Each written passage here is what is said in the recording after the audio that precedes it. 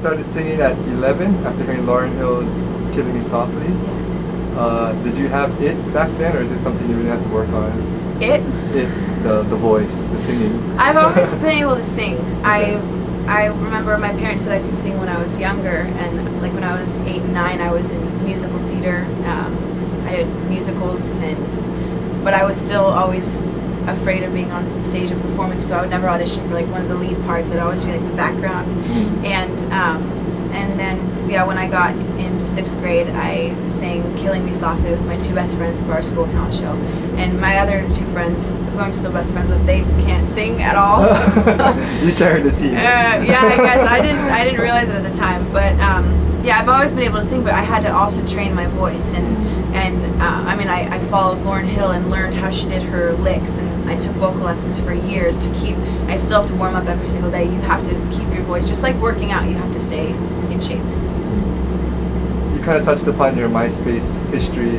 Can you kind of expand on how you got discovered after that?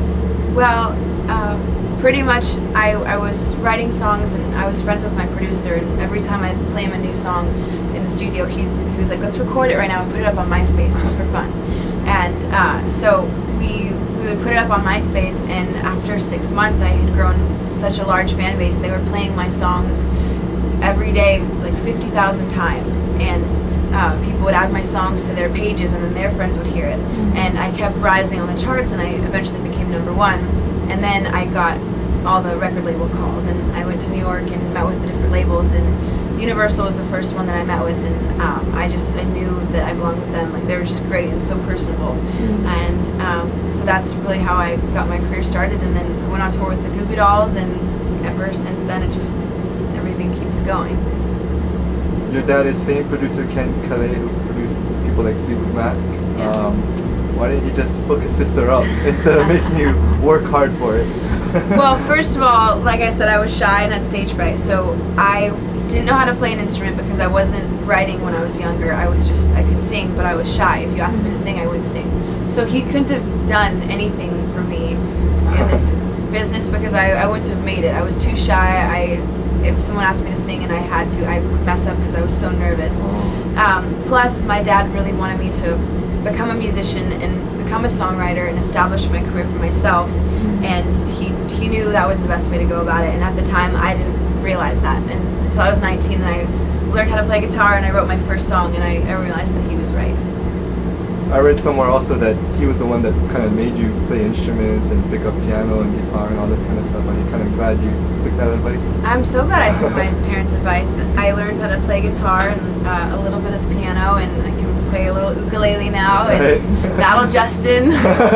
We saw that. Yeah, and it's great because I'm able to write songs now, and I'm able to accompany myself when I'm singing and doing performances, and it feels good to know how to play music and to be able to express your emotions in songwriting. You mentioned the ukulele. Jason Reeves played it on Tied Down on the last album. I guess you get to play it a lot, and is it going to be featured on future songs? Possibly. The ukulele, I think we might have it on. I think we have it on Rainbow on my new album Breakthrough. But yeah, I always want to keep the Hawaii ties tied into my music, the whole reggae islandy vibe, and I want to learn how to play more chords on it. I only know a few chords right now, so that's my next goal, is to get better on the oud. You guys shot Little Things in Kauai. Was that kind of like your shout out to your hometown? I always wanted to shoot a music video in Kauai, on the North Shore. That's just where I grew up going. The song The Little Things where I shot the video for. I wanted to sum up the summer that I had with my friends when I lived there. I worked at Bubba's Burgers, and we rented a Rent-A-Wreck car and had our jobs. We'd go to the Honolulu Pier and we'd jump off every day and go swimming and hang out with cute boys and have bonfires. And that's what I wanted to show, what I'm like, what I like to do, and what that song means. For the album Breakthrough, I think you went to Kauai for a few weeks with Cara Diaguardi from American Idol. If things hadn't worked out, is that something you might have considered going on the show? American Idol? I would go on American Idol. Yeah, I mean, being a judge, it's... Oh, actually, as a performer, if you hadn't made it until now.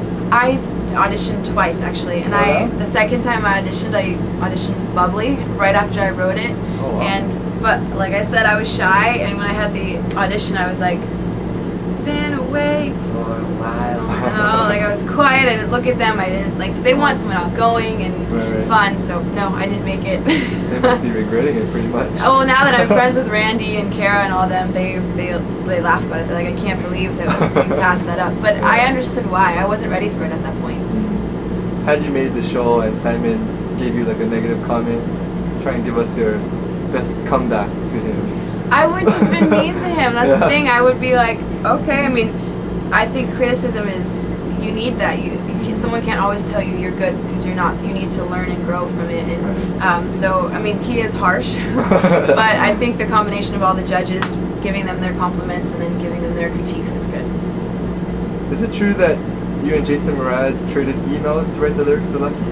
Well, yeah, Jason Mraz, he emailed me. That was the first time we ever contacted each other. And he said, hi, it's Jason. I like your music. I want to write a song with you. And we exchanged numbers, and we talked through email and on the phone, and he sent me Lucky. He had it started. And so we finished writing the song together through email, and we still had never met each other. And then I flew to London when he was recording his record, and we recorded the song. It's an amazing story. A lot of your songs make the listeners feel warm and fuzzy about love. Is this because your real love life is like that? Yes, my love life is very warm, and I'm very happy. I'm in love with someone right now, and yeah, I guess when you can express how you're feeling and people can relate to that, it's really good. That's how love is supposed to be. You're supposed to feel just giddy and butterflies with that person every day. How about another warm and fuzzy when you're on stage and you're singing to your fans and they're actually singing back? That makes you feel pretty good? Well, the thing with my stage fright is when I see my audience singing all the songs back to me and smiling and cheering, it makes me feel so warm and comfortable up there, and I don't want to get off the stage anymore. I'm having so much fun. Right. So it's all because of them. They keep coming to my shows and making me feel good up there that I love what I do now. Coco peaked at number 5 on Billboard's Top 200. By the way, this is all from Wikipedia, so I hope it's accurate. That's right. And sold 51,000 copies in the first week and went to double platinum status. Yes. Breakthrough already hit number 1 on Billboard's Top 200 and sold 106,000 copies in the first week. And debuted at number 1 on iTunes. Yes. You must be pretty stoked, pretty excited? It's incredible. You always hope for success like that. I never expected it because I don't like getting my hopes up, and I don't know, I can't really explain it.